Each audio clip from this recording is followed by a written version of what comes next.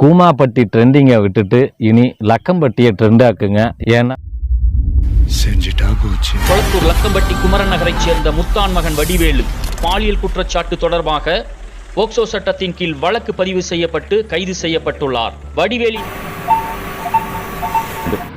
அண்ணனை அடித்து கண்ணங்கண்ணமெல்லாம் வீங்கி போய் இப்போது மருத்துவமனையில் படுத்திருக்காரு.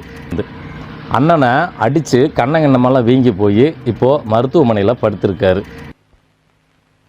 அடங்கப்பா, இது உலக நடிப்புடா சாமி. இந்த அண்ணன் பையனும் அண்ணன் பொண்டாட்டியும் 2 பேரும் சேர்ந்துக்கிட்டு என்ன பண்ணியிருக்காங்க, நேற்று மதியம் வாக்கில் பிடிச்சி அடிச்சிருக்காங்க. ஓ, அப்படியா விஷயம்?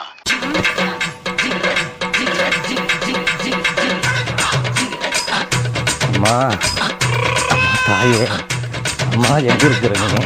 இது சாமி ஓட்டுறது இது எதுவும் எனக்கு புதுசு இல்லை, எல்லாமே நமக்கு தெரியும்.